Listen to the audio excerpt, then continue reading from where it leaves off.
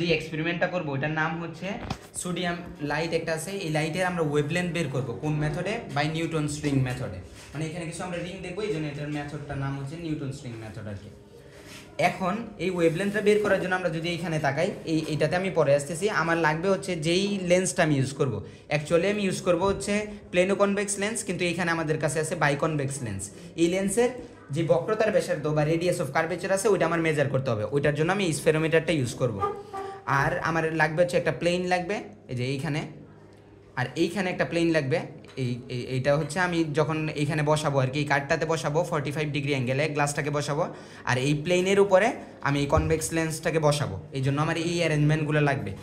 আর যদি আমি বলি আর কি লাগবে, এর মধ্যে আমার একটা সোডিয়াম লাইটের সোর্স লাগবে, একটা পাওয়ার সোর্স লাগবে যেটার থ্রুতে আমি লাইটটা পাবো আর কি। আর এইটা হচ্ছে আমার একটা ট্রাভেলিং মাইক্রোস্কোপ যেটার থ্রুতে আমি রিংগুলো দেখতে পাবো, এটা একটা। আর এটাকে ট্রাভেলিং কেন বলা হয়? কারণ এটার বিভিন্ন জিনিস ঘুরে আমি এটাকে মুভ করাইতে পারবো, এইদিকে মুভ করাইতে পারবো, ট্রাভেল করাইতে পারবো। এখন আমি যদি আসি যে প্রথমে আমার মাপতে হবে রেডিয়াস অফ কার্ভেচারটা, যে এইখান থেকে রেডিয়াস অফ কার্ভেচারের জন্য দুইটা জিনিস লাগবে, একটা হচ্ছে এ আর একটা হচ্ছে এইচ। এটা কি? এ হচ্ছে এই যে আমি যেটা বসাইছি, আমি বসাই এখানে দাগগুলো কেটে রাখছি।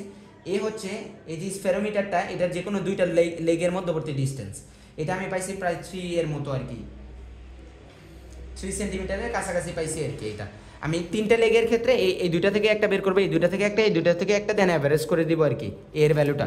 তাহলে এই আমি পেয়ে গেলাম। এবার লাগবে হচ্ছে আমার এইচটা কি? এইচটা হচ্ছে আমি প্রথমে যখন একটা প্লেনে এইটাকে লাগবো, স্পেরোমিটারটাকে রাখবো, তখন এটার রিডিং থাকবে মেন স্কেলে প্রায় 0, মানে হচ্ছে প্লেনে এই পাটা মোটামুটি টাচ করে থাকবে। এরপরে একটু রোটেট করাবো, একটু রোটেট করলেই, একটু রোটেট করার পরেই প্রায় 30-40-এ যাওয়ার পরে আমার এটা টাচ করে ফেলবে কাজটাকে। এটা হচ্ছে প্লেনের জন্য আমি স্পেরোমিটার থেকে যে রিডিংটা পাচ্ছি ওইটা আমার লাগবে। এই যে আমি যদি টেবিলটাতে একটু দেখি, এই যে প্রথমে আমি যখন বেস প্লেটে বসাবো তখন এই যে লিনিয়ার স্কেলে পাবো 0, মানে এই যে লিনিয়ার স্কেল কোনটা? এটা হচ্ছে আমাদের লিনিয়ার স্কেল, এটা হচ্ছে আমার সার্কুলার স্কেল। লিনিয়ার স্কেলে এই যে ছোটো যে দাগগুলো আছে এখানে হচ্ছে 1 সেন্টিমিটার, আর 1 সেন্টিমিটার 10 ভাগে বিভক্ত, তাহলে হচ্ছে ছোটো দাগগুলো কত করে আছে? 1 মিলিমিটার করে। এখানে লিনিয়ার স্কেলের যে এক একটা দাগ আছে এক একটা 1 মিলিমিটার করে, আর সার্কুলার স্কেলটাতে টোটাল 100 ডিভিশনস আছে। এখন আমার এই যখন আমি এই প্লেটের রিডিংটা নিব তখন এটা 0তেই থাকবে, মানে প্রায় টাচ করে থাকবে আর কি। জাস্ট সার্কুলার স্কেলটার একটা রিডিং পাবো, একবারে পাবো আমি 43, 48, 52 এরকম। আর এটা লিস্ট কাউন্টটা আমি কীভাবে বের করব? একটা মানে একটা স্মল দাগে যদি একটা গড় রোটেট করে তাইলে কতটুকু রিডিং কভার করতে পারে, ওটা হচ্ছে লিস্ট কাউন্ট। তাহলে 100 বার মানে 100টার রিডিংয়ের জন্য, বা যদি একটা পুরো অসিলেশন হয় তাইলে একটা গড় কভার করে, একটা গড় কত? 1 মিলিমিটার। এটা হচ্ছে যখন 100 গড় এটা রোটেট করতেছে, আর এক গড় রোটেট করলে কত হবে?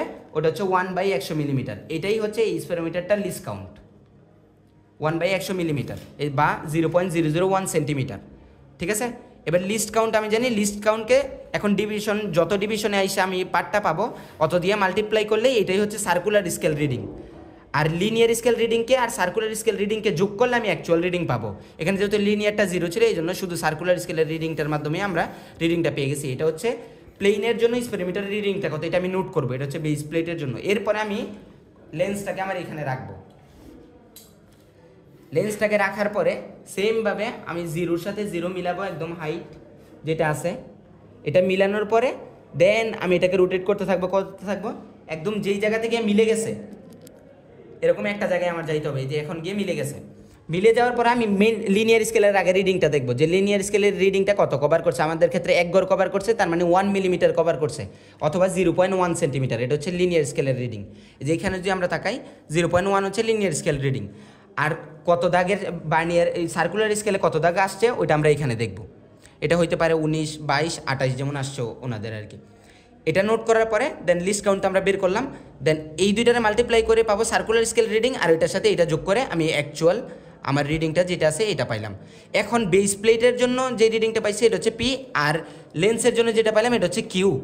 অ্যাকচুয়ালি লেন্সের জন্য কোনটা পাবো? ওটা এইচটা, এই এইচটা হচ্ছে জাস্ট কিউ মাইনাস পি, মানে এই আমি লেন্সের জন্য যেটা পাবো ওইটা থেকে আমার বেস প্লেটেরটা বাদ দিতে হবে, তাইলে আমি এইচটা পেয়ে যাবো। এখন এইচ পেয়ে গেছি এবং এ পেয়ে গেছি, ওটার থেকে আমি রেডিয়াস অফ কার্ভেচার বের করে ফেলতে পারলাম। এরপরে আমরা যদি অ্যারেঞ্জমেন্টে আসি যে কী কী করবো, প্রথমে এইখানে একটা 45 ডিগ্রিতে একটা ইয়ে আছে, এখানে আমি আমার কাজটাকে রাখবো এই যে। আর এইখানে এই যে ফ্ল্যাট সারফেসটার উপরে আমার এইখানে যেহেতু বাইকনভেক্স আছে, যদি প্লেনে কনভেক্স থাকে কনভেক্সটাকে এই পাশে রাখতে হবে, হ্যাঁ কনভেক্সটাকে এই পাশে রাখতে হবে আর ফ্ল্যাটটা উপরে থাকবে। এইভাবে আমার বসাইতে হবে।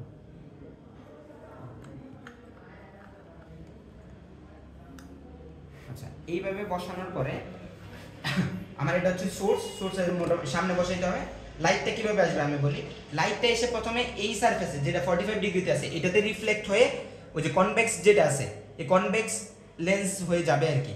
দেন এই যে এরকম হবে যে এইখানে যদি আমি দেখাই, এই যে উপরে থাকবে প্লেনটা আর নিচে থাকবে কনভেক্স, যখন আমি প্লেনে কনভেক্স করব। আর এইখানে যে ফ্ল্যাট সারফেসের উপরে আমি ইয়ারটাকে বসাইছি আর কি। এখন একটা লাইট আসবে, ওই লাইটটা রিফ্লেক্ট হয়ে নিচের দিকে নামবে, যে এই সারফেসে এই গ্লাসটাতে রিফ্লেক্ট হয়ে নিচে নামবে, তখন ওইটা এই সারফেসেও রিফ্লেক্ট হবে, আবার এই যে যেই প্লেনের উপরে আমি বসাইছি ওই প্লেন থেকেও রিফ্লেক্ট হবে এবং এই দুইটার ইন্টারফারেন্সের কারণেই আমি তখন পাবো হচ্ছে আমার একটা রিংয়ের মতো প্যাটার্ন পাবো। এখন যদি আমি দেখাই আর কি যে রিংয়ের মতো প্যাটার্নগুলো কীরকম হবে, মোটামুটি এই যে এইখানে প্রথমে একটা সেন্ট্রালি ডার্ক পাবো, এটা হচ্ছে ডার্ক। দেন এইখানে আমি ফার্স্ট রিংটা পাইলাম, খুবই সূক্ষ্ম থাকে আর কি। এখানে সেকেন্ড রিংটা পাইলাম, আমি বোঝার সুবিধাতে বড় করে দিচ্ছি। এখানে থার্ড রিং পাইলাম, এখানে ফোর্থ রিং পাইলাম। এগুলো কালো থাকবে, মাঝখানে সাথে সাথে থাকবে আর কি। এগুলো খুবই ছোট ছোট হবে আর কি, ক্ষুদ্র হবে। এখন আমার কাজ হচ্ছে যে এইখানে একটা ফর্মুলা ছিল dn+p আর dn, এই জিনিসটা লাগবে ল্যামডার জন্য। তাহলে n+p আর dnটা কি, ধরো আমি n হিসাবে ধরতেছি 1, তার মানে ফার্স্ট রিংয়ের যে ডায়ামিটার এটা হচ্ছে আমাদের ফার্স্ট রিং, এটার যে ডায়ামিটার এটা হচ্ছে dn। যখন n = 1 তখন এটাই হবে d1। এটারই আমি বলতেছি যে ফার্স্ট রিংয়ের ডায়ামিটার এবং এইটাই dn যখন n = 1। তারপরে আমি চাচ্ছি d4 এরটা নিতে, তাহলে d4 কত আসলে 1+3, 1+3টা হচ্ছে d4, ঠিক আছে। এই যে n এর সাথে আমার কত যোগ করলাম এটাই হচ্ছে p, n এর সাথে কত যোগ করতে হয়েছে ওইটা হচ্ছে আমার p। আর এটার যে ডায়ামিটারটা d4 এর যে ডায়ামিটারটা ওটা হচ্ছে d of n+p। আর 1 আমরা যে এক্সাম্পল স্বরূপ ফার্স্ট রিং নিছি ওটার জন্য যে ডায়ামিটারটা ওটা হচ্ছে dn। তার মানে n তম রিংয়ের, আমি তো 1 এক্সাম্পল নিছি, n তম রিংয়ের যে ডায়ামিটার ওটা হচ্ছে dn। আর n এর সাথে p পরিমাণে যোগ করে যে রিংটা পাবো ওইটার যে ডায়ামিটারটা ওটা হচ্ছে d of n+p। এখন এই দুইটা ডায়ামিটার যদি আমি মেজার করতে পারি তাহলে এখানে d of n+p বসাই দিব, এখানে dnটা বসাই দিব। আর হচ্ছে p এর ভ্যালু তো আমি বুঝে গেছি, এটা যদি 1 হয়ে থাকে আর এটা যদি 1+3 হয়ে থাকে তার মানে p3, তাহলে p এর ভ্যালু 3 বসাই দিব। রেডিয়াস অফ কার্ভেচার আমরা বের করছি, ওটার করসপন্ডিং ওয়েভলেন্থটা আমরা পেয়ে যাব। এখন আমরা রিডিংটা নেওয়ার জন্য প্রথমে যেটা কাজটা করব, এই যে এটাতে প্রথমে আমার এই ফোকাসটা আগে ঠিক করে নিতে হবে। এই ফোকাসটা কিভাবে ঠিক করে নিব, এই যে নিচে একটা যে কাঠের উপরে আমি স্প্রেডটাকে বসাইছি প্রথমে ওই কাঠটা দেখা যাবে আর কি। একটু